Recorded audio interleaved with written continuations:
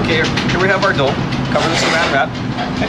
And I'm going to probably take about 1/2 of this dough and roll it out and start to cut my shapes out.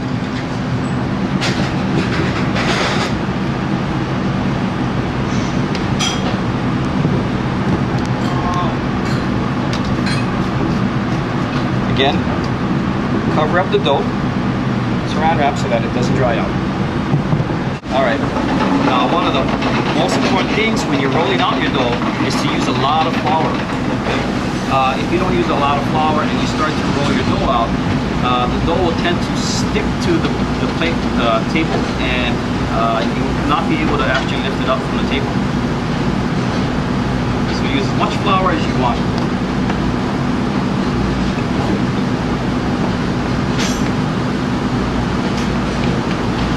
Alright, I got a lot of flour on here. I'm going to start to roll out. Now, depending on the size of the piece you're going to be making, that's going to determine the thickness of your piece. Now, for us, or for me, tonight, I'll probably be rolling this out to about 1/4 of an inch thick. Now, while you're rolling out, again, apply more flour underneath your dough and on top.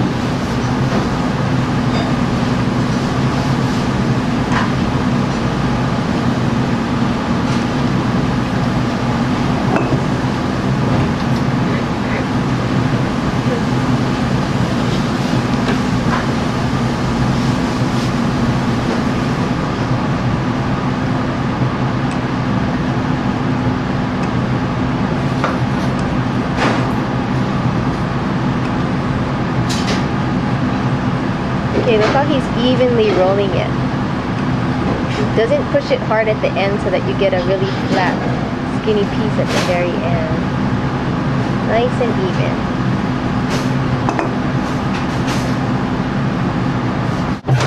Okay, remember the template pieces that you guys had to make? This is what it would look like just before you're ready to cut your dough. Okay? All your pattern pieces are here and ready. All cut out to the exact size that you need. Alright, now that we have our dough rolled out, and don't worry about flour being on the dough, you can always brush that off. Okay? So we're going to place our stencil over our dough, on top of our dough, and using a pizza cutter, we're going to cut, I'd say about a 1/2 inch, about a 1/2 inch bigger than what the stencil is. And the reason for that is, a lot of times when you take the dough from the table to your pan, it tends to recede, which means it tends to spring back. So you're giving it a little bit of room to do that. Stand by. Okay, those of you who cut your template pieces 1/4 to a 1/2 inch bigger, you can cut it right on your template. Alright, now that we cut out our piece, okay, next thing we're going to do is you're actually going to pick it up from the table. And we are going to put it onto our sheet pan. And my sheet pan is lined with parchment paper. And you can actually find parchment paper at the grocery stores. So we're going to carefully pick this up. And we're going to move it to our sheet pan. Now the reason why the piece came off so easily from the spatula is because we had a lot of flour at the bottom of the dough on the table. So it makes it a whole lot easier to have a lot of flour on your table, rather you're rolling your dough out or trying to take the dough or the piece off of the table. Okay. Now we have our dough or piece on the sheet pan. I'm going to brush it a little bit. That's to take the excess flour off. And we are ready to bake our piece. And into the oven it goes. Now I'm placing this in a 350-degree oven, and we're going to bake it between 12 to 15 minutes. Now, if you over-bake your dough, what tends to happen is you'll have shrinkage. And at times, your dough can shrink up to about 1/2 inch if you over-bake your dough. The one thing over-baking your dough does is actually firms up your dough. This display shows you what what the stencils look like. I've cut one piece and I've got a few more to cut out, so we are going to get cracking.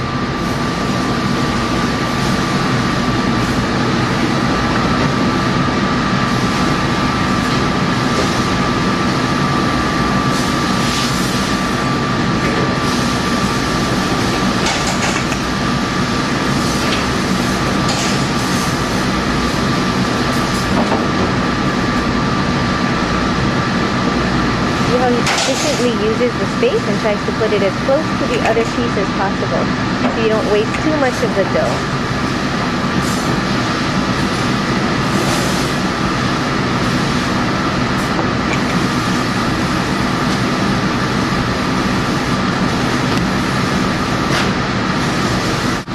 Okay, if you guys are making these grand pieces, like I know some of you are, how do you get the dough off of the table and onto your sheet pan?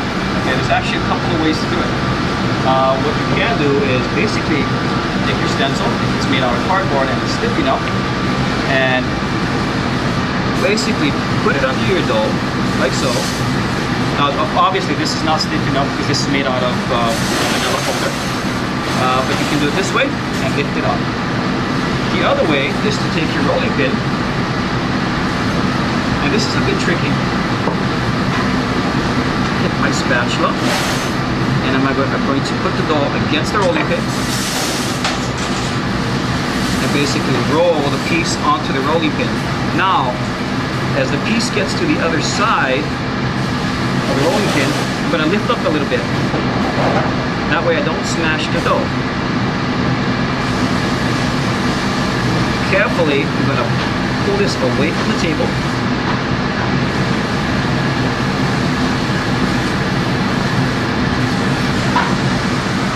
Get it onto my sheet pan.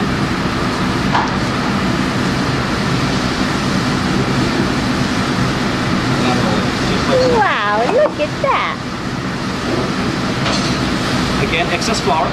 Don't worry about it. You can always brush this off.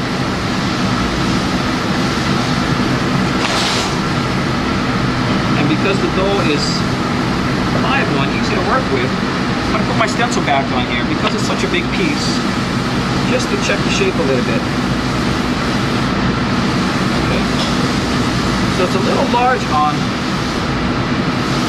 right and the left side.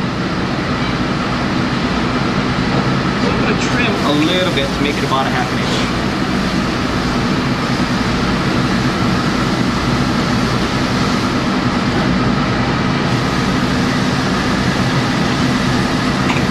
And that is how you get a large piece of the gingerbread dough off the table and onto your pan.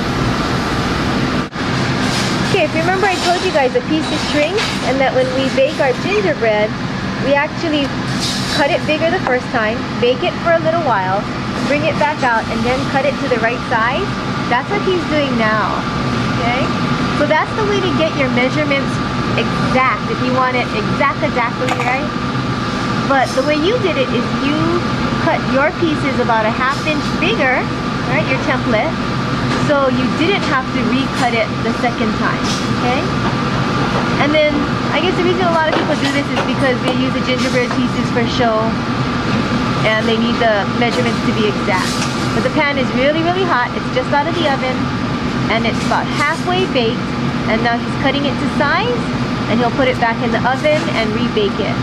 And this is just to show you what is being done. But you don't have to do it this way, okay? You can bake it for the complete 12 to 15 minutes. Okay, now we're going to check on the dough. We're going to check to see if the dough has got a nice color and it's actually the texture that we want it to be.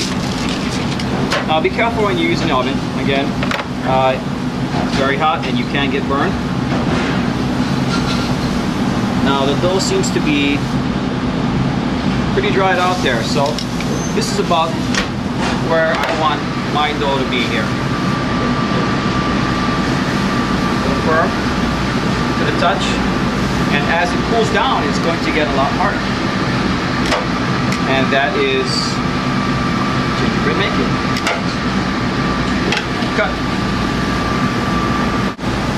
Alright, if you take a look at the dough, I can actually lift it up, turn it around, and it does have texture of the cookie, basically. So you should be able to knock on it, tap on it, and it makes that sound. Of course, you don't want to tap on the piece that you're making.